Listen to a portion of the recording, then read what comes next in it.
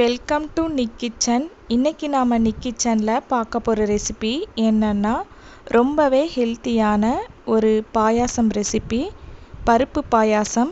இதை எப்படி நம்ம டேஸ்ட்டாக ரெடி பண்ணலான்னு இந்த வீடியோவில் பார்க்கலாம் வாங்க. பாயாசம் செய்கிறதுக்காக நான் ஒரு கப்பு பாசிப்பருப்பு எடுத்திருக்கேன். இதை ஒரு பேனில் மாற்றிட்டு நம்ம லைட்டாக வறுத்து எடுத்துக்கலாம். ரொம்ப நேரம் இதை வறுக்க வேண்டாம், வாசனை வர வரைக்கும் வறுத்து எடுத்துக்கிட்டாலே போதும். அடுப்பை லோ ஃப்ளேமில் இல்லைனா மீடியம் ஃப்ளேமில் வச்சுக்கோங்க, இல்லைனா பருப்பு கருக வாய்ப்பு இருக்குது. இந்த மாதிரி கலர் சேஞ்ச் ஆகாமல் நல்லா வறுத்து எடுத்துக்கோங்க. இப்போ இதை ஒரு குக்கரில் மாற்றிக்கிறேன். இதை நம்ம ஒரு முறை கழுவி எடுத்துட்டு வேக வச்சு எடுத்துக்கலாம். இந்த மாதிரி பருப்பில் மூழ்கிற அளவுக்கு நம்ம தண்ணி சேர்த்துட்டு 3 விசில் வரைக்கும் வேக வச்சு எடுத்துக்கலாம்.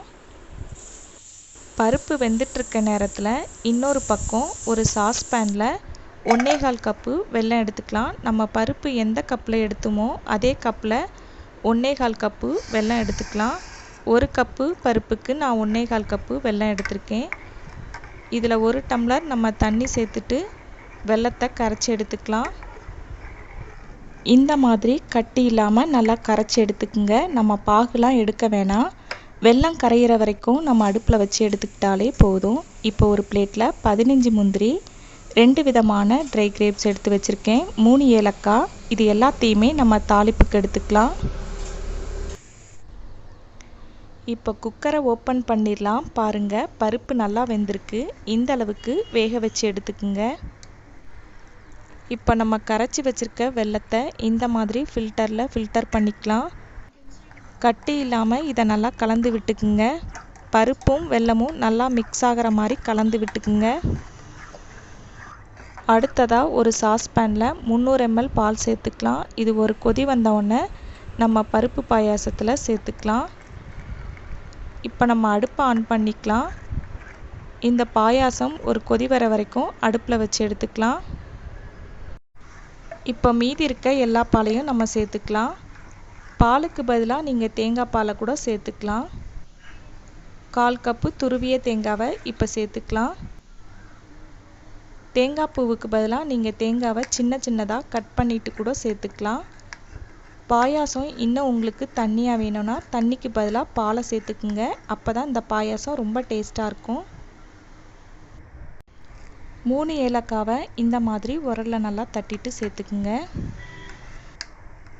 இந்த நேரம் ஸ்வீட் கரெக்டாக இருக்கான்னு செக் பண்ணிக்கோங்க. கம்மியாக இருந்தால் நாட்டு சர்க்கரையை சேர்த்துக்குங்க. நான் 1 ஸ்பூன் நாட்டு சர்க்கரையை சேர்த்துருக்கேன். இந்த பாயாசத்துக்கு ஸ்வீட்டை பேலன்ஸ் பண்ணுறதுக்காக நான் 1/4 ஸ்பூன் உப்பு சேர்த்துக்கிறேன். இதையும் சேர்த்துட்டு நம்ம நல்லா கலந்து விட்டுக்கலாம். பாயாசம் இப்போ நல்லா கொதி வந்துடுச்சு. நம்ம ஸ்டவ் ஆஃப் பண்ணிடலாம். ஒரு தாளிப்பு கடாயில் 2 ஸ்பூன் நெய் சேர்த்துக்கலாம். நம்ம எடுத்து வச்சுருக்க முந்திரியை சேர்த்துட்டு வறுத்து விட்டுக்கலாம். முந்திரி ஓரளவுக்கு நல்லா வறுப்பட்ட உடனே நம்ம எடுத்து வச்சுருக்க கிரேப்ஸையும் சேர்த்துட்டு நல்லா ஃப்ரை பண்ணி எடுத்துக்கலாம். நல்லா ஃப்ரை பண்ணியாச்சு. இப்போ நம்ம ஸ்டவ் ஆஃப் பண்ணிடலாம். இதை நம்ம பாயாசத்தில் சேர்த்துடலாம். அவ்வளோதான், பருப்பு பாயாசம் இப்போ ரெடி ஆயிடுச்சு. பருப்பு பாயாசத்தை இந்த மாதிரி ஒரு கிளாஸ் பவுலில் மாற்றிட்டு சர்வ் பண்ணலாம். இந்த பருப்பு பாயாசம் செய்ய ரொம்ப நேரம் ஆகாது. இதை நம்ம சட்டுன்னு ரெடி பண்ணிடலாம். ஒரு 10 நிமிஷம்தான் ஆகும். இதை பிகினர்ஸ் கூட செஞ்சிடலாம். ரொம்ப ஈஸியான ரெசிபி. நீங்களும் இதே மாதிரி ஹெல்த்தியான டேஸ்டான பருப்பு பாயாசம் செஞ்சு பாருங்கள். நிக் கிச்சன் வீடியோ உங்களுக்கு பிடிச்சிருந்தா லைக் பண்ணுங்கள், ஷேர் பண்ணுங்கள், மறக்காமல் சப்ஸ்கிரைப் பண்ணுங்கள். பக்கத்தில் இருக்க பெல் ஐக்கானை கிளிக் பண்ணிக்கங்க. எப்படி இருக்குன்னு எனக்கு கமெண்ட் பாக்ஸில் சொல்லுங்கள். தேங்க்யூ.